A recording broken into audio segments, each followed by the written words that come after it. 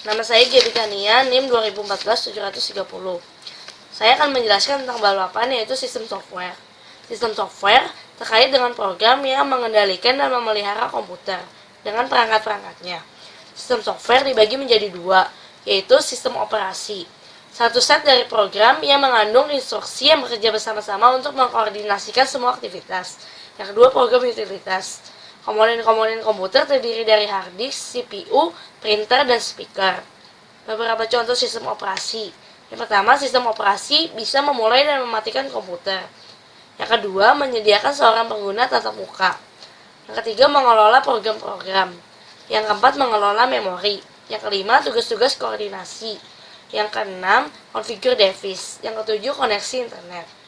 Starting up atau memulai komputer biasa disebut booting. Dua istilah booting, yang pertama cold booting, melakukan starting dalam komputer kondisi mati.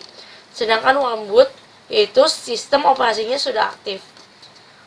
Fungsi sistem operasi. Drive yang mana komputer itu mengambil sistem operasinya akan dimulai, atau boot driver. Maksudnya menentukan di mana kita menyimpan di drive C, D, dan lain-lain. Yang kedua, opsi dari shutdown. Beberapa variasi shutdown, yang pertama sleep mode. Dia masih memberikan sedikit aliran listrik, supaya memori tidak mati. Maksudnya prosesor dimatikan, tapi memori tetap aktif, hanya sleep saja. Kalau mau mulai lagi, hanya tinggal dengan menggerakkan mouse-nya. Yang kedua, Hibernate. Hibernate itu program disimpan di hard disk meski tidak tersumpal, tapi otomatis tersimpan di hard disk. Ketika mati, maka data akan kembali ke hard disk. Selanjutnya ada primary dan secondary. Primary atau temporary yang bersifat sementara harus dialiri dengan listrik, sedangkan secondary bersifat long term, tidak dialiri dengan listrik. Sifat virus harus dipastikan di primary dan secondary dengan cara di-scan atau di-restart. Hard disk harus dialiri listrik, sedangkan media tidak harus. Kekurangan sleep mode. Ketika mati listrik tiba-tiba, maka apa yang akan ada di sleep mode datanya akan hilang. Sedangkan kalau Hibernate masih tersimpan. User interface. User interface yaitu mengendalikan bagaimana kalimat berinstruksi dan ditampilkan di layar. Caranya yang pertama single user atau multi user. Saat ini komputer bisa digunakan satu orang atau lebih pengguna. Yang kedua single tasking atau multitasking.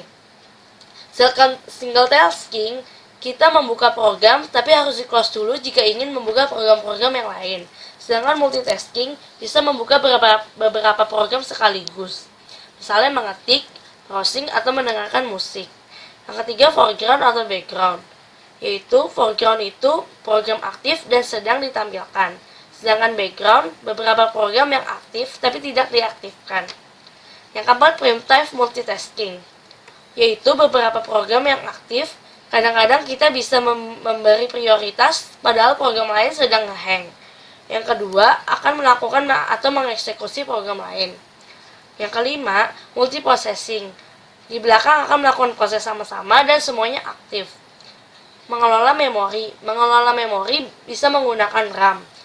Yang pertama, sistem operasi juga ada urutan dari sistem operasi. Yang kedua, driver merupakan sebuah program kecil yang memberitahukan sistem operasi bagaimana mengkomunikasikan dengan perangkat spesifik. Yang ketiga, plug and play, yaitu secara otomatis mengkonfigurasikan perangkat baru seperti kamu menginstal mereka.